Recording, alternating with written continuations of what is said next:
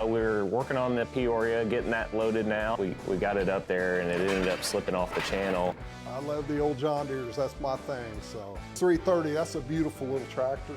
The 430, and then we came down, he's got a 530.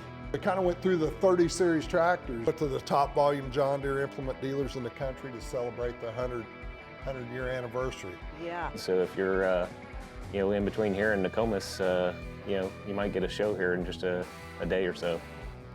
God, look at that. We're gonna run out of parking lot. I'm Kurt Aumann of Aumann Auctions. We have been in business for over 60 years, and I've tried countless times to put into words the adventures we go on and the situations we get into, but I just can never seem to do it, so we're gonna show you. We are an international auction company specializing in all things vintage power. Through our adventures, we have seen some of the rarest items in the world, from vintage tractors, trucks, cars, signs, memorabilia, and so much more. We are not just an auction company, we are collectors with a passion for the items we sell. But it's not just about the items, it's also about the people. We get to experience, share, and tell the history of our past. Every day is different in the auction industry. Now it's time we take you on the adventure with us.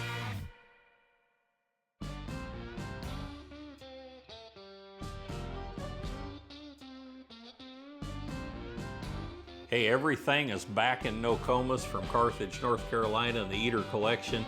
We're getting things unloaded, and then we start the magic of spark and gas and getting them started. It's always a thrill whenever they start up the first time. We're doing that for the preview for the pre-30 open house and tractor school. That gives our customers a chance to come and hear the tractors run and maybe even drive them if they'd like to, take them for a test drive before they bid on them and buy them. The rest of the team is busy in the showroom getting the classroom set up for the pre-30 tractor school. We've got some great instructors this year going to teach us a lot about this early old iron, and it's a great opportunity for collectors to come together and eat, drink, and be merry and talk about their favorite subject, old iron. Had one little incident. We lost the wheel here. Oh yeah, the chains got a little loose and had to stop, and that's when we discovered the axles. And it was just a pipe too. I mean, you can see it's rusted through on a little bit more than half of it. So yeah, on both ends. I mean, we were so worried about that front axle coming off that didn't pay too much attention. Anytime you're dealing with old machinery, there's always a few challenges. The 1730 Minneapolis power unit from Carthage, they provided some cribbing for a safer ride to Nokomis. By the time it got to Nokomis, there were still problems to address. Even though they went through all those hoops, the axle pin had completely failed. We had to very delicately get the power unit unloaded, and we went to work on fabricating a new axle. I mean, how in the world did y'all get it up on blocks?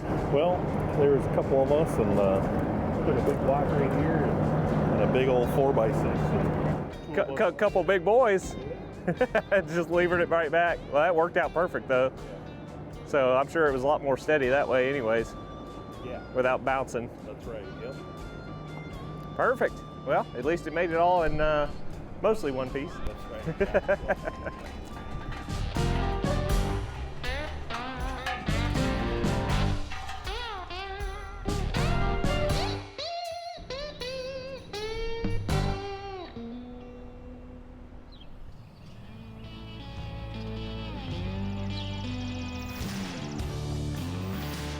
We are here at the Aumann pickup today.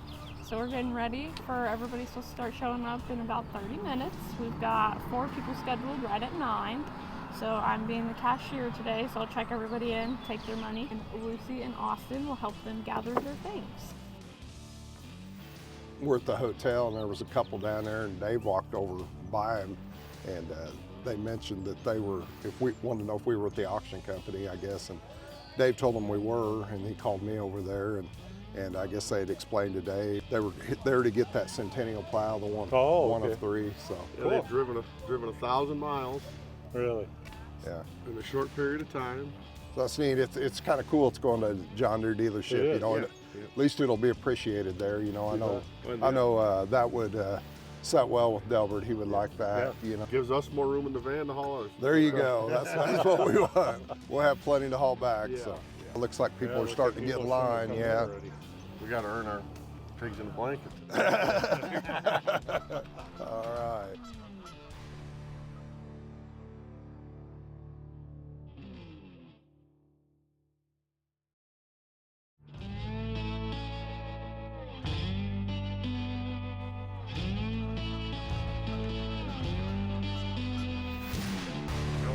Great. This was quite a It was 1036. 1036.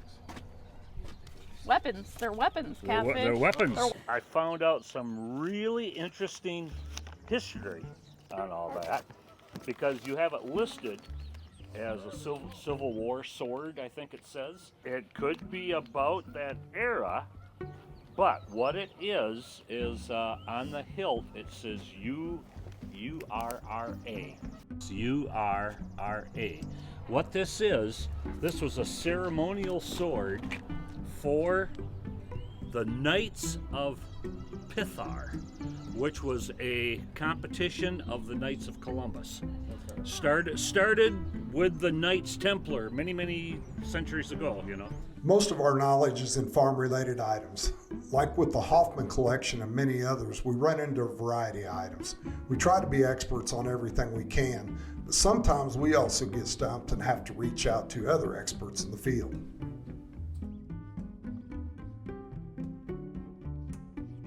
So is this gentleman that bought the plow? Yeah. I bid again. Oh yeah.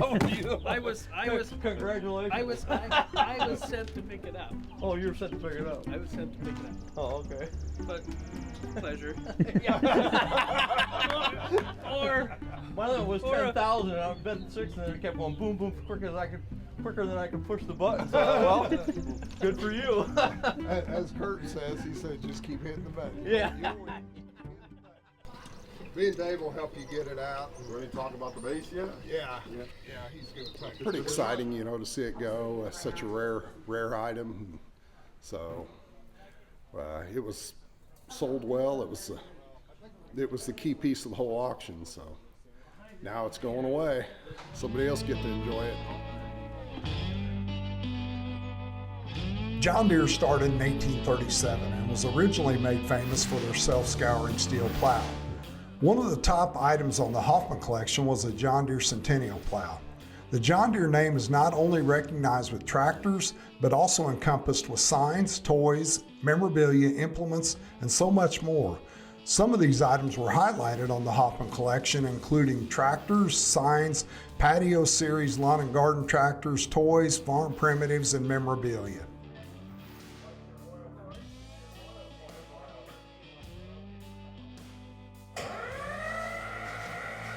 Okay, so the gentleman showed up to pick up the 830, and I was amazed. That thing fired right up and ran well. I was just excited because we didn't have to move the thing out of the building. You know, we'd moved a couple out, and you start pushing those around. It's a tight fit. It becomes a little cumbersome, but he jumped on that thing, and we thought we were gonna have to move it. Fired right up, ran great. And, I was excited about that. But you know, the old saying is, nothing runs like a deer. So the 830 diesel, it was a real, it was more of a sleek down design tractor, very neat looking tractor, kind of a beefy muscle looking tractor that Deere produced. They started production in late 58 and they ended late 1960. About 70, 75 horsepower at the drawbar and a little less at the PTO, a little less than 70. Like I said, it was the muscle tractor of its era for John Deere. Before the production, they introduced in 1960, I believe August of 1960, the new generation of power, and that was a whole new generation of tractors for Deere. They introduced like the 1010, 2010, 3010, 4010 tractors, even the 8010, which would have been their four-wheel drive, which was a very massive tractor compared to what they had in the past, and just a really neat line of tractors. That new generation, it just basically changed a lot for Deere. I mean, it was starting of a new era. So it was a great line of tractors, and like I said, Deere has always made a great tractor, with that 830 being one of them as well.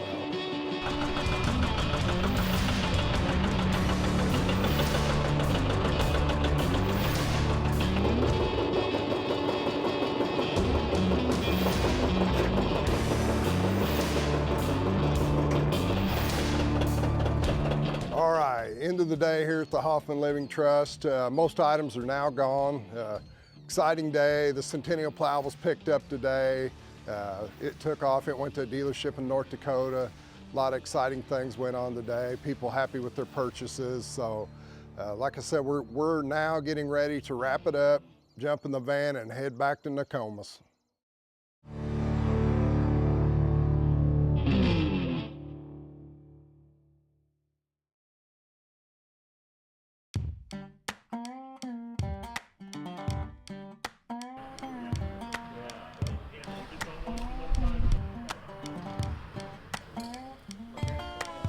Pre-30 seems to start as soon as last year's gets over with, so it's an all-year thing. We're getting everything set for our open house for pre-30. We've got the tractor school just about set in this room, and we're going through and just kind of getting our equipment set up, tested, and ready to go. Basically, it is the premier 1930s and older ag-related tractors, trucks, cars, literature, memorabilia, everything you can fit in that box. We've kind of been known as that's our thing. So we have people consign all year round for that auction, but in the spring is when it happens, and this time of the year, the entire team is running around crazy, doing stuff, prepping for people to be here for the open house. Our tractor school that we host each year brings in a lot of hobbyists, a lot of collectors, a lot of people who just love or are fascinated by the dawn of the mechanized era, you could say. We have instructors come in from across the United States. They come in and teach about tractor restoration, and engine repair, like how to start antique tractors and other general maintenance. One of my favorite things about tractor school is just seeing everybody get together, share their stories, and tell a few lies. See, it's this kind of stuff. It's insane. Like, it never fails. Last minute. Anyways, they'll sort it out. What's interesting is now I have to figure out how the people who want this stuff will know about it, that it's selling. So basically, I've got a lot of work to do to make sure this gets to everybody. So that's the joys of what I've got going on here.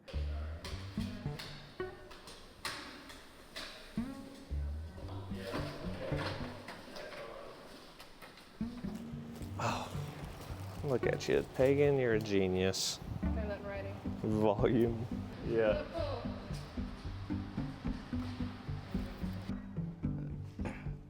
Michaela, what are you doing? The second device. 1, 2, 3. Oh, catfish. What happened? After last year's buzz of the Case 3060 that sold for $1.47 million, it really got a lot of people talking about the hobby and where's this gonna go? What's next? You know, so we set that mark last year, and I think people have high expectations of what we're gonna do. I'm not saying we're gonna set records every year, but typically there is something that's stand out that just blows your mind. And that's the fun part, is we all just watch the auction close and we're just fascinated to see where some of the prices go and some of the stuff, and it's just really amazing. And it's nice to know that people are out there still saving the history behind all this stuff, because if it wasn't for people collecting it, it'd been long gone.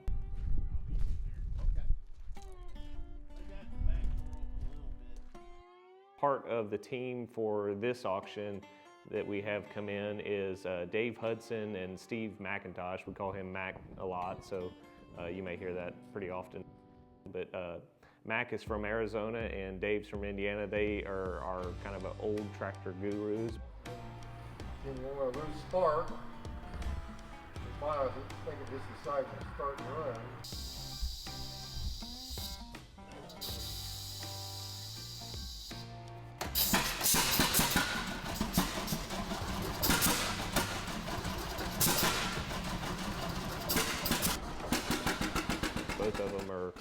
extremely experienced in dealing with working on projects and stuff that hasn't been running in a long time. We have them come in anytime we have, I kind of joke with them, anything that doesn't have a battery, that's kind of their thing.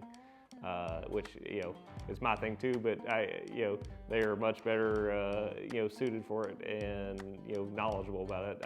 I kind of like just watching them work, and that's where I learned my tips and tricks from too. So it's nice to have those guys around. Okay. So you think that new condenser's gonna? It's sparking. Okay. These wires are pretty crappy, but Sure. they're wrapped with electrical tape. Well, I mean, I guess if we needed to get new wiring, that's... Is this high value? Yeah. There's only 2, so... It is high value. Yeah. But It's a pretty neat early design. pretty unusual. Yeah. Very unusual. Let me see what we can do here. I got the timing a little bit late, but I think it'll run. Good. Good enough to get started. We can adjust it if it isn't. Right. But I think it'll run.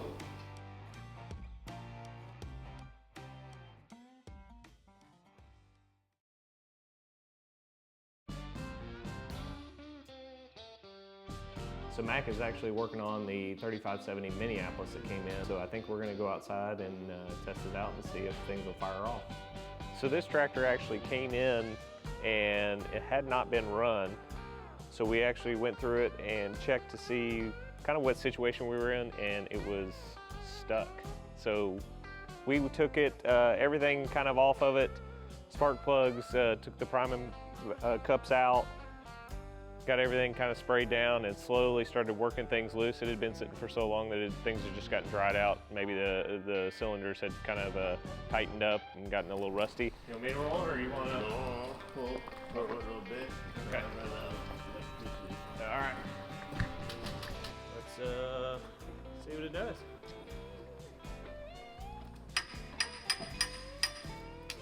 So with Mac on the crank, he started turning things over. I got up on the platform and was able to get things primed up, get fuel in, and make sure we're getting everything else set up on top of the engine. Mac, you said you did click the impulse? I did, but I don't hear it. I don't either. That's why I'm asking. One thing I did notice, I didn't hear a click, and thought that might be the impulse, that it wasn't engaged. So we did end up checking that out, and it wasn't. So I stayed off on that side just to make sure things were clicking like they should, and it took right off once we got everything set up.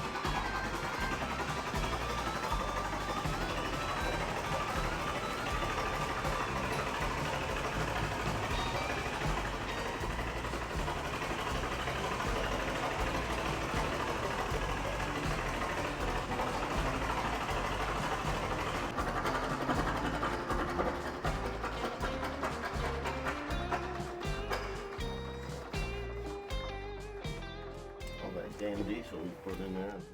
Yeah, it's burning off.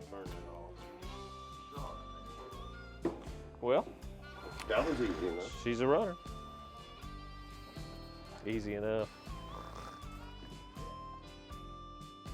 So times when we were pulling it over, the impulse was a little sticky, and what that does, that basically it winds up and releases a quick charge out of the mag to fire on the spark cylinders, or to fire on the spark plugs. And I didn't hear it when he was cranking up there, so that's what we came over and made sure was clicked to where it was actually working correctly. So once it worked correctly, that's when it immediately hit. So that was our small problem that we had to fix, but no big deal. Ended up working out and running. Andy, Alex, Kurt, I'll play catch up with them. So I'm gonna hand this out real quick, so pass these around real fast for me.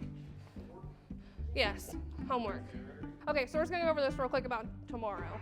So at this point in the day, we're gonna meet with everybody and kind of go over what they're doing tomorrow. So we're about 18 hours out from people showing up. Roughly 200 to 300 people are gonna be here first thing in the morning. I gotta get parking set up, so I have the boys working on that. I have people up front checking everyone in to get settled for tractor school. I'll have people running food and coffee in the morning. I have to get Kurt and all of the instructors ready and set up with their PowerPoints and their displays. So we're kind of meeting, going over that, deciding who's doing what, and kind of giving everybody the responsibilities for the next 24 to 48 hours of mass chaos. Go team. Please come back though. Don't go. What side of a house is the best for a sunboard? The east. The outside. That's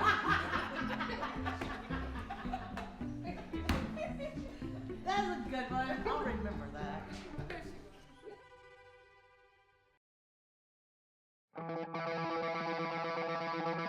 There he is.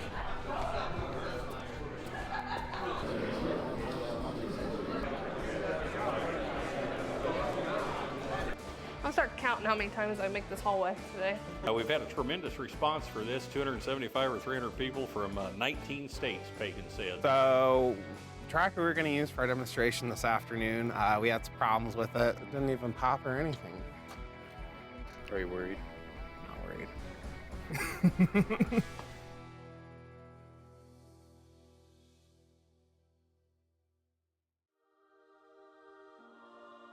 So one of the best parts about working with Aumann Auctions is we're collectors too, and sometimes we just find things that we can't live without.